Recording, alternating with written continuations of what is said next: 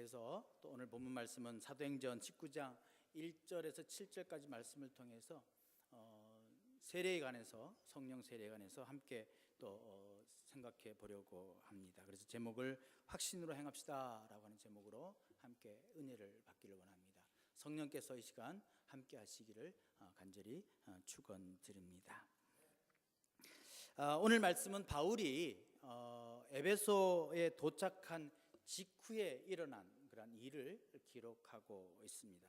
잘 아시다시피 에베소는 그 당시 소아시아 최대의 도시였고요, 로마 제국 안에서도 손가락 안에 드는 몇 손가락 안에 드는 그런 대도시였습니다.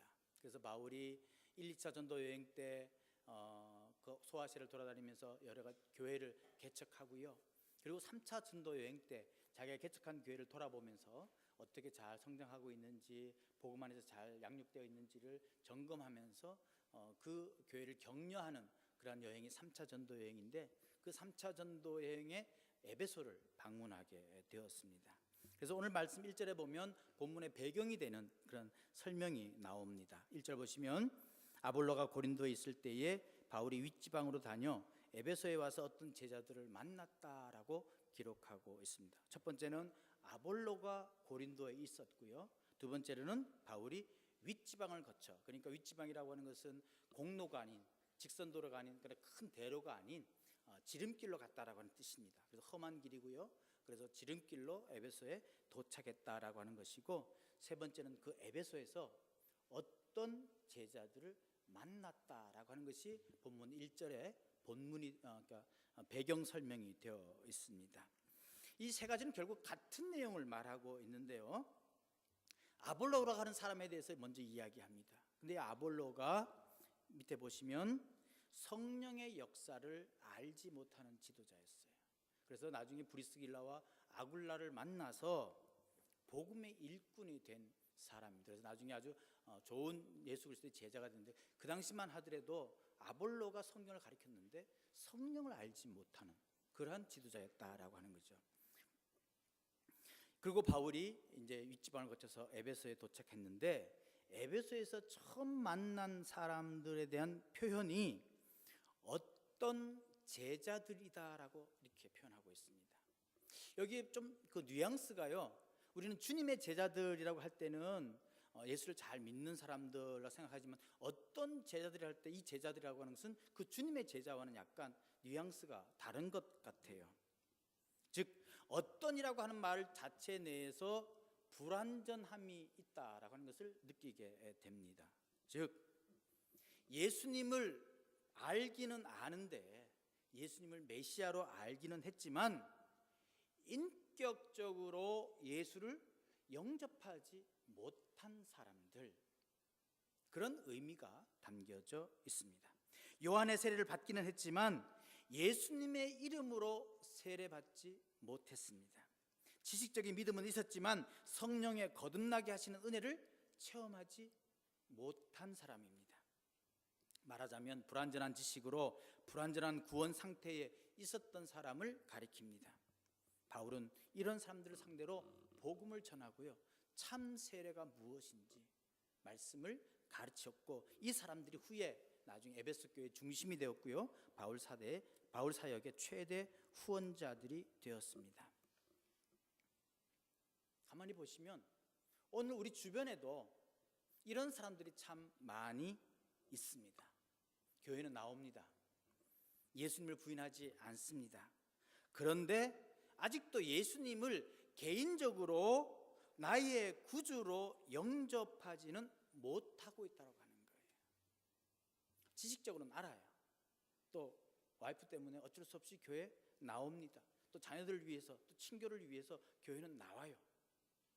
어떻게 보면 주일 한번 빠지지 않고 나오기 때문에 그들이 잘 믿는 것 같지만, 실상은 개인적으로 예수를 나의 구주로 인격적으로 영접하지 못한 사람이다라고 하는 거예요.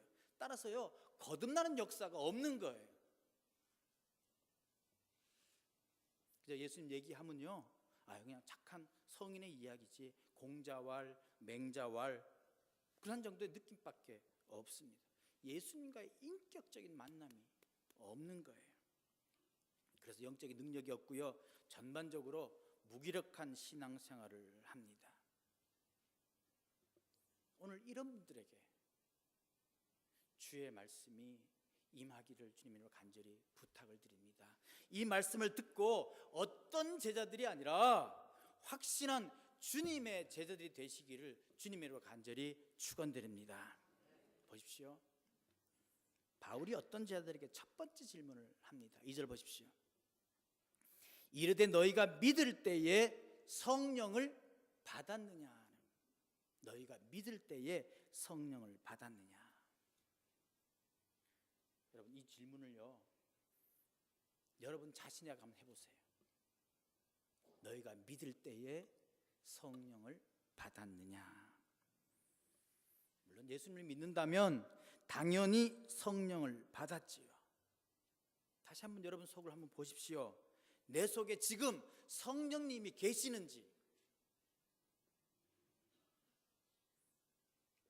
예수님을 구주로 영접한 사람은 여러분 속에 이미 성령님이 와 계십니다.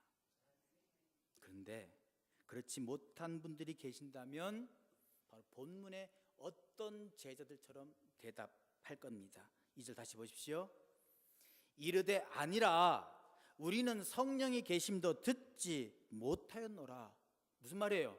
성령이 무엇이냐라고 하는 거예요. 거듭남이 무엇이냐라고 하는 거예요. 나 예수라는 사람 들어봤다. 근데 그게 뭐가 어때서? 성령의 세례가 뭐냐라고 하는 거예요. 우리는 성령이 있다는 사실도 들어본 적이 없다. 물론 매일 듣기는 듣지만 그게 나랑 무슨 상관이 있냐라고 하는 거예요. 예수님이 메시아인 것은 알겠는데 성령이 오신다는 사실은 알지 못합니다. 아니, 성령에 대해서 들어본 적도 없다라고 하는 거예요. 혹시 그런 대답이 나온다면 여러분 귀 기울여 들을 수 있기를 주님의 이름으로 간절히 부탁드립니다. 너희가 믿을 때 성령을 받았느냐? 그 질문이 우리에 대한 계속 질문이 되어야 되는 거예요. 그래서 바울이요 다시 이렇게 질문합니다. 세 번째 보십시오. 3절 보십시오. 바울이 이르되 그러면 너희가 무슨 세례를 받았느냐? 대답하되 요한의 세례입니다 라고 대답합니다. 그래서 바울이요 그건 참 세례가 아니다라고 하는 거예요. 4절 보십시오. 바울이 이르되 요한이 회개 세례를 베풀매 백성에 말하되 내 뒤에 오시는 이를 믿으라 하였으니 이는 곧 예수라 하거늘. 예수에 대한 고백, 예수를 만남, 예수의 보혈이 능력이 그들을 감싸야 그것이 참 세례다라고 말씀해 주고 있는 것입니다. 여러분, 요한의 세례 누구나 받을 수 있어요. 자, 요한이 예수님 오기 전에 세례를 베풀었어요. 회개의 세례를 베풀었다라고 하는 사실입니다. 용서의 세례가 아니라 회개의 세례를 베풀었습니다. 예수님이 오시기 직전에 세례요한이 나타나서 메시아의 앞길을 준비하러 온 사람이었기에 메시아를 세상에 소개하면서 메시아를 영접하도록 회개하도록 준비하도록 만든 세례가 요한의 세례라고 하는 거예요. 누가복음 7장 20절에 보니까 저희가 예수께 나와 가라되 세례 요한이 우리를 보내어 당신께 말하기를 오실 그이가 당신이 오니까 우리가 다른 일을 기다려오리까 하더이다 하니, 세례 요한도요 질문해요. 당신이 누굽니까? 당신 진짜 예수입니까? 당신이 메시아입니까? 그런데요 그 이튿날 세례 요한이 이렇게 소개합니다. 이튿날 요한이 예수께서 자기의 나오심을 보고 가로되 보라 세상 죄를 지고 갈 하나님의 어린 양이로다. 예수님을 맞이하도록 세례 요한은요 준비시킨 거예요. 여러분, 세례라고 하는 것은 본질적으로 죄를 씻는 의식입니다. 죄를 씻는다는 것은 결국 용서받는다는 뜻입니다. 용서받으려면 자기 죄를 회개해야 되잖아요. 내가 이런저런 죄를 지었다고 고백해야 합니다. 본질상으로 본성적으로 악한 죄인임을 고백해야 합니다. 죄를 고백하면 용서해 준다는 의미로 세례를 받습니다. 요한의 세례가 바로 그런 거예요. 요한의 세례는 우리가 죄인임다를 깨닫게 해주는 거예요. 하지만 어떻게 보면요 요한의 세례는 굉장히 상징적인 세례에 불과합니다. 실제로 세례 요한의 세례를 받음으로써 죄가 씻긴 건 아니잖아요. 내가 죄인임을 깨닫는 거예요. 죄가 용서된 것도 아닙니다. 여러분, 용서는요, 법적으로 어떤 실체를 근거로 해야 돼요. 단지 상징적인 행위를 했다고 용서되는 것 아닙니다. 여러분, 오늘 여기 계신 분들도 얼마든지 물세례 받을 수 있습니다. 여러분 혹시 기억하세요? 뭐 기독교 TV 같은 데 보면요, 가끔씩 논산에서요 군인들 단체 세례 주는 것도 있어요. 저도 한번 가본 적이 있는데요, 한 3,000명 정도 모여 있어요. 얼마나 군인들이 그냥 바짝 쫄아가지고요 교회 왔어요. 그럼 목사님 막 설교하고요, 이제 진중 세례식 한다고 해요. 그러면 3,000명 되니까 혼자서 다 못 주잖아요. 그러니까 목사님이 보통 한 50명, 30명 쫙 이 성찬기를 들고요, 하나씩 줘야 되는데 이게 안 되잖아요. 그러니까 어떻게 해요? 물을 뿌립니다. 성부와 성자와 성령의 이름으로 세례를 받으라. 어떻게 생각하세요? 세례 받았죠? 예, 세례 받았어요. 하지만 그 중에 얼마가 예수를 구주로 고백하고 세례를 받았을까요? 물론 우리는요, 그거 하면서 한 명이라도, 단 한 명이라도 진정으로 거듭남이 있다면 아깝지 않아요. 하지만 우리가 볼 때는 그게 형식적이다 생각하는 거예요. 그리고요, 훈련병 지금 다 연대장, 분대장 다 쳐다보고 있잖아요. 누가 받나 누가 안 받나 보잖아요. 또 실적이 올라가거든요. 우리 연대는 몇 명 받았다고 몇 명 올라가, 군정감이 다 올려야 돼요. 그러니까요, 그냥 형식적으로 받는 거예요. 나도 일어서라 그러면 다 일어서요. 한 명도 빠짐없이 다 일어섭니다. 그게 세례냐라고 하는 거예요. 상징적인 의식에 불과하지 않느냐라고 하는 거예요. 구약의 제사도 마찬가지예요. 양이나 소를 죽이고 피를 흘린다고 우리의 죄가 실제로 사해지는 것 아니잖아요. 그래서 히브리서에도 저희가 섬기는 것은 하늘에 있는 것의 모형과 그림자라, 그러므로 하늘에 있는 것들의 모형은 이런 것들로서 정결케 할 필요가 있었으나 하늘에 있는 그것들은 이런 것들보다 더 좋은 제물로 할지니라라고 히브리서 9장 23절에 말씀해 주고 있습니다. 여러분, 우리의 죄값을 지불한 실체가 무엇입니까? 누가 우리 죄값을 지불했습니까? 내가 하나님 앞에서 용서받을 수 있는 근거가 뭡니까? 물이에요? 아니잖아요.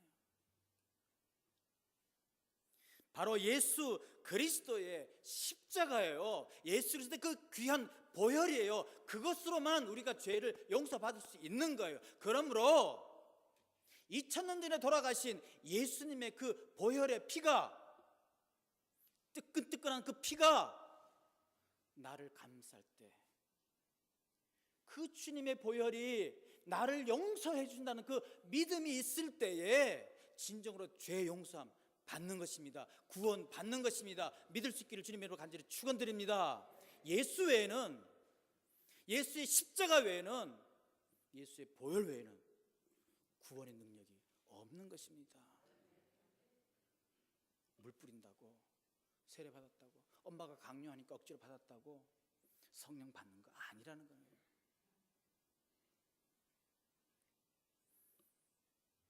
세례요한이 예수님을 소개할 때 뭐라고 합니까?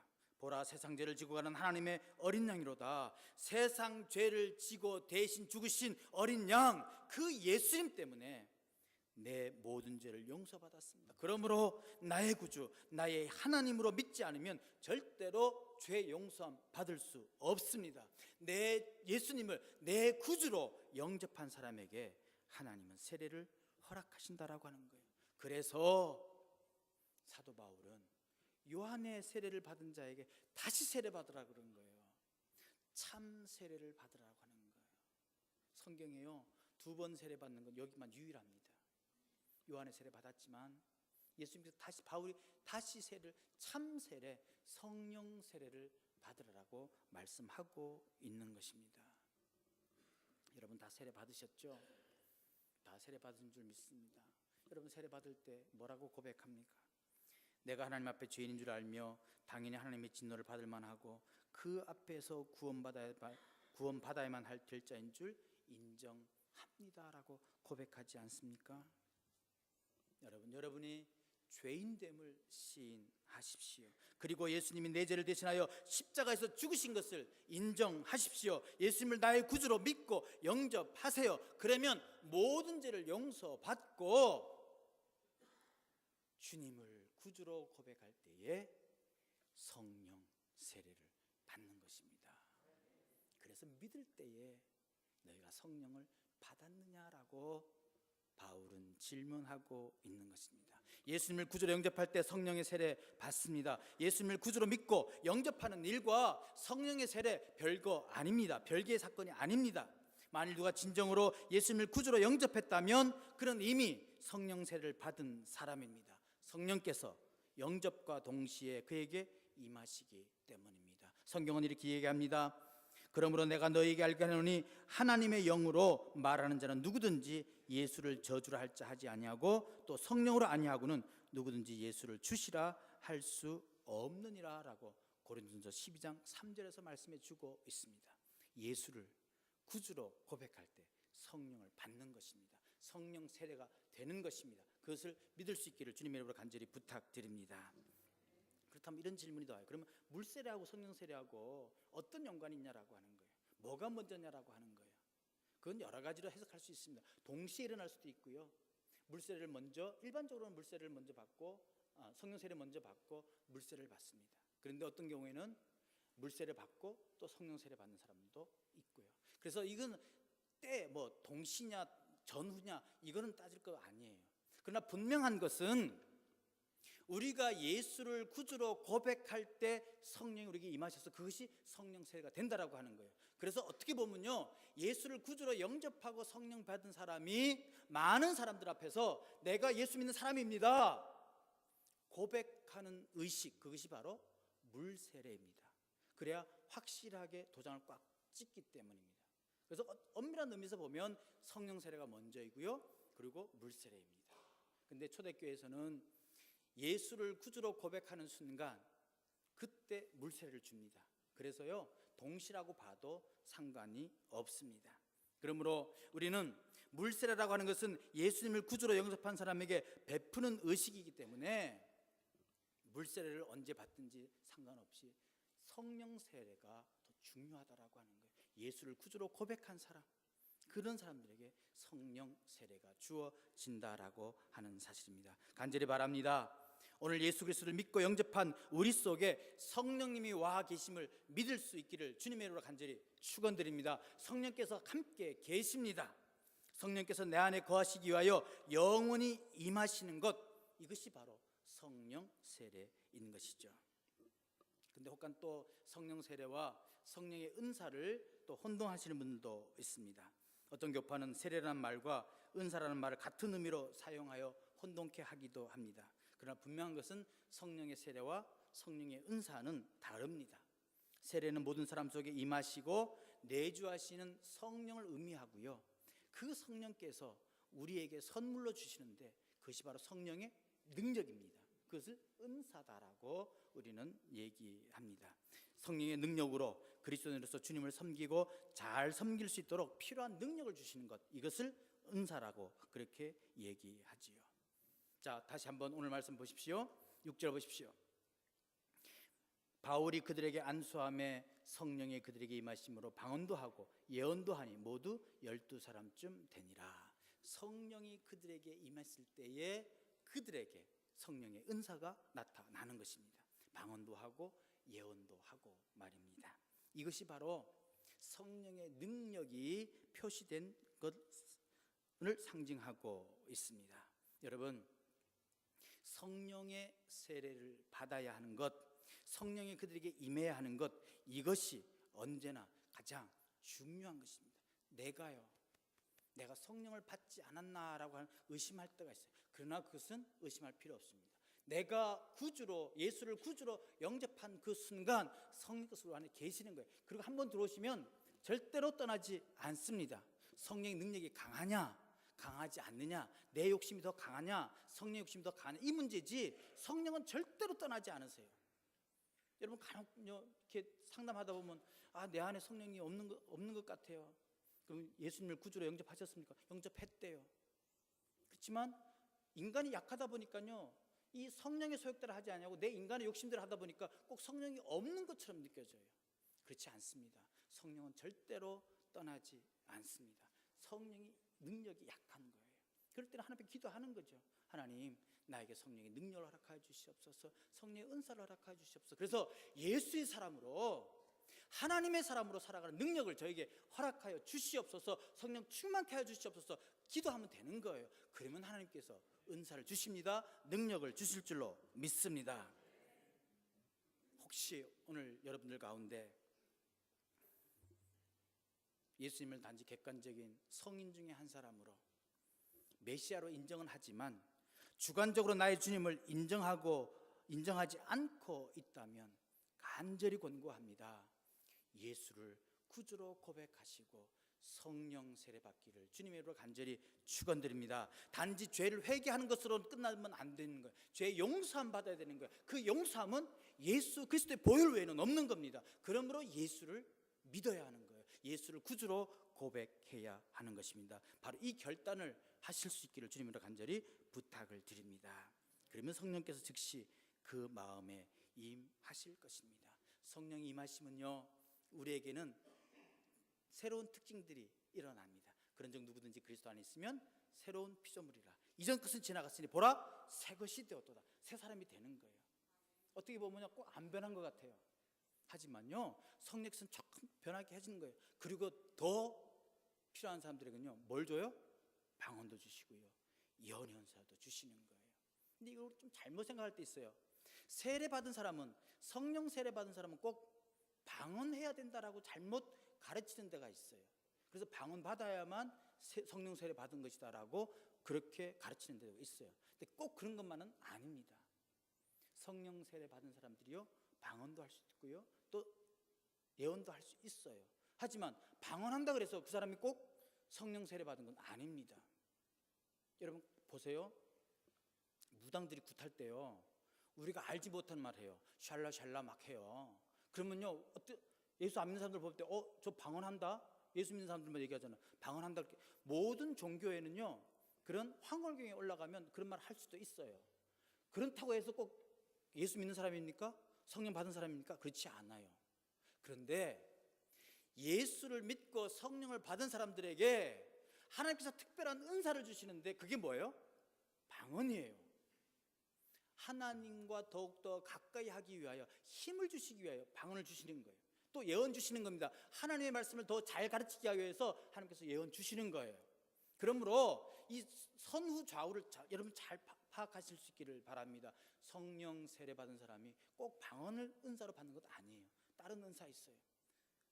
저같이요, 예수 믿기 전에는, 정말 예수를 구주로 고백하기 전에는 아주 더러운 사람이었어요. 아주 입이 얼마나 거른지 몰라요. 제가요, 중앙대학교 나왔는데 거기 축제 때 욕시합을 해요. 욕쟁이 시합해요. 거기서요, 제가 욕을 얼마나 걸쭉하게 했는지요, 3등 했어요. 그래서 종종 그렇게 얘기하죠. 근데 저 그 욕 다 까먹었어요. 예수 믿고 난 다음에요. 아는 욕이라고는요 298, 368밖에 몰라요. 이러면 변한 거 아니에요? 은사 주신 거예요. 저에게 욕을 지워주는 은사를 주신 거예요. 하나님의 역사는요, 우리가 생각한 건 달라요. 은사가 수백 가지도 넘쳐요. 괜히 퍼주고 싶은 사람 있죠? 하나님의 은사예요. 꼭 방언해야 되고 예언해야만 은사 받은 것처럼 얘기하는데 그게 아니라고 하는 거예요. 성령 받은 사람은요, 성령의 사람으로 변하게 되는 것입니다. 근데 여기서 또 제 변명 하나 할게요. 바울이 6절에 보니까 바울이 그들에게 안수함에 성령이 그들에게 임하심으로 라고 되어 있어요. 전 이 말씀이 너무 싫어요. 왜 그런지 아세요? 왜 목사님은 안수하는데 성령이 안 오냐고, 왜 안수하는데 왜 벌떡벌떡 안 일어서냐고, 목사님 능력 없다고, 바울도 안수하면 벌떡벌떡 일어나는데 왜 그러냐고 그러는데요. 저요, 여러분 저 오지 선교제 보내면요 아마 그 능력 일어날 거예요. 지금도요, 꼭 필요한 데서는요 은사 하죠. 이 은사는요 성령의 사도적 표징이에요. 우리에게는 그때는 사도들은요, 이 성경 말씀이 없었기 때문에 어떤 사도적인 어떤 신임장을 주는 게 안수하는 거였어요. 그래서 안수하면요, 기적도 일어나고요, 여러 가지 일도 일어나는 거예요. 근데 우리에게는 말씀을 주셨잖아요. 저가 능력이 없는 게 아니라 하나님께서 그렇게 만드시지 않으셨어요. 저는요, 안수하는 게 아니라 어떻게 하는 거예요? 사랑으로 여러분들에게 권면하는 거예요.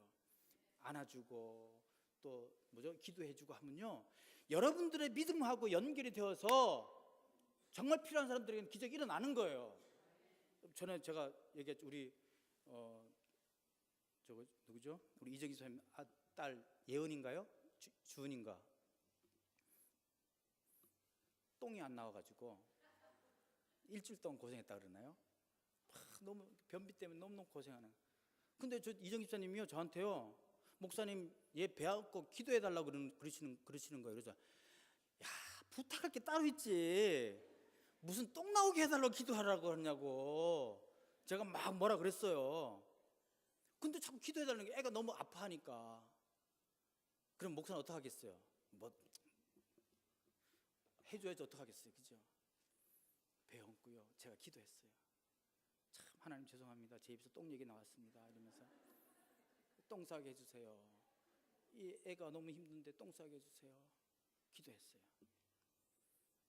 그리고는 끝. 근데요, 이제 막 밥 먹고 있는데 갑자기 한 5분도 안 됐어요. 목사님 주에 똥 쌌어요 그러는 거예요. 목사님 진짜 능력 있다고 하는 거예요. 내가 거짓말이면 진짜 내가 손에 장을 찢어요. 우리 집사람들 물어보세요. 그날 구역 예배 있던 사람들 다 들었어요. 다 봤어요.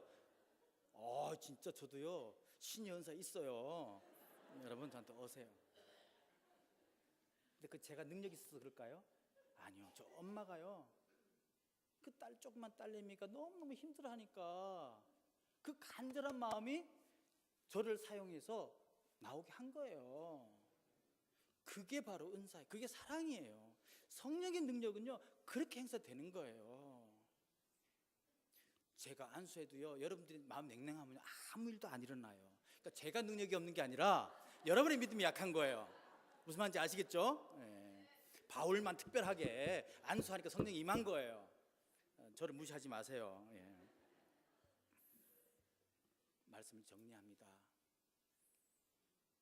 예수를 구주로 고백할 때, 개인적으로 영접할 때만 성령이 여러분에게 임합니다. 성령 세례 받으시길 주님의 이름으로 간절히 축원드립니다. 여러분, 너희가 믿을 때에 성령을 받았느냐? 오늘 이 질문이 나에게 주어진다면 뭐라고 대답하시겠습니까?